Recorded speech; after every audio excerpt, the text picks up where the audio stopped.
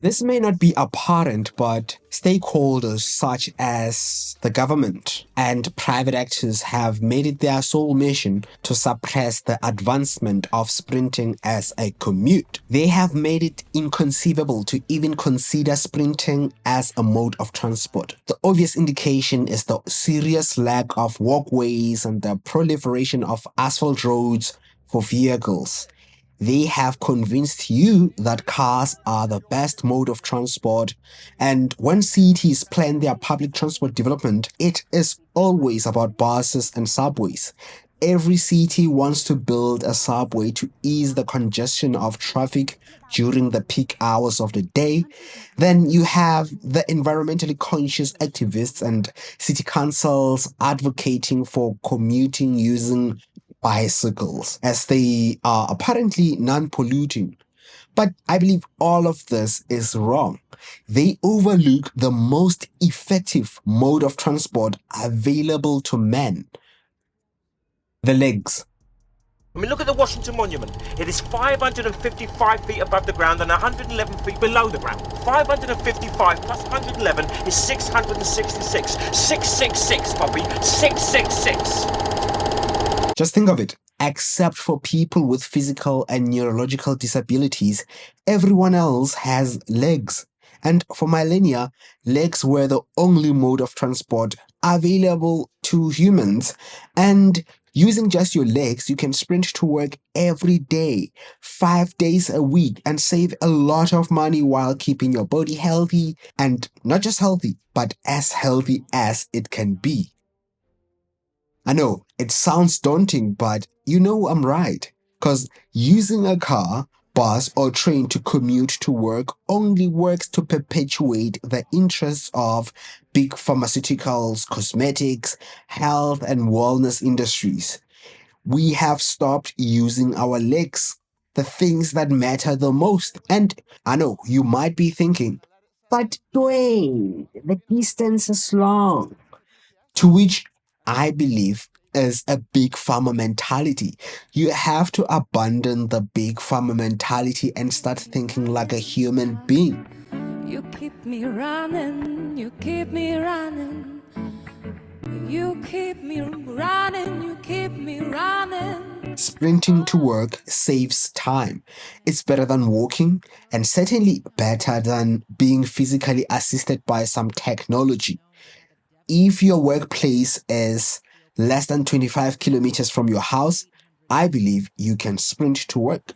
Walking 25 kilometers can take you about 6 hours. And that's a long time, but with sprinting, you can reduce it by half. I know the human body cannot sprint for 25 kilometers, but it doesn't have to. What I propose is a high intensity interval training. You run a kilometer in 6 minutes and rest for 3 minutes in between. 6 minutes times 25 kilometers is 2 hours 30 minutes of running. 3 minutes times 25 kilometers is 1 hour 15 minutes of rest in between. The total amounts to 3 hour 45 minutes of total commute to work. And obviously the amount would be similar after work. This is an extreme scenario, obviously, but the funny thing is you already spent this much stuck in traffic. It may feel like a lot of your waking time would be spent commuting. 7 hour 30 minutes sounds hard to justify, except it's not when you consider the time we spent doing other things that are, in a sense, just compensating for the fact that we spent the rest of our days cocooned in cubicles. We pay extortionate gym memberships and covet a lot of consumerist slop while worrying about fuel prices. This would all disappear if we sprinted to work. I can already see your brain thinking about how much of a mess you would be after running 25 kilometers. And it's true, you would look very messy, but that's the point. It will significantly decrease your need for things like superficial skincare and other hygiene products marketed under the guise of keeping you fresh. You do not owe anyone freshness. You owe yourself a healthy body. And fine, If you insist on not working all sweaty, you can take your time to dry up in the foyer of your office building. And I believe this is better than dreading to leave your car in the parking lot. Because really, think of it. You drive to work and still have to take a deep sigh in the parking lot before making way to the office. And you do this without expending any energy at all. You keep me running. You keep me running. You keep me running. You keep me So far, I have running, focused on keep me people running. employed in white collar industries, but this also extends to blue collar workers. Just because you work hard manual labor doesn't mean you don't need to sprint. In most cases, these blue collar jobs are good for strengthening your muscles, but they neglect the most important muscle of them all, the heart. Running is good for your heart. With a healthy heart comes a healthy life. Some blue collar workers work for themselves and they carry heavy tools as part of their jobs and they need cars for that. And that's fine as long as they find a way to sprint to the car. This means, as a plumber, you cannot sleep with your work car in the garage at home. After work, you must leave it at a distance of at least 10 kilometers away from your house. And in the morning, you must sprint to fetch your car before you could drive to your clients. This is paramount to your health. Length of his stride.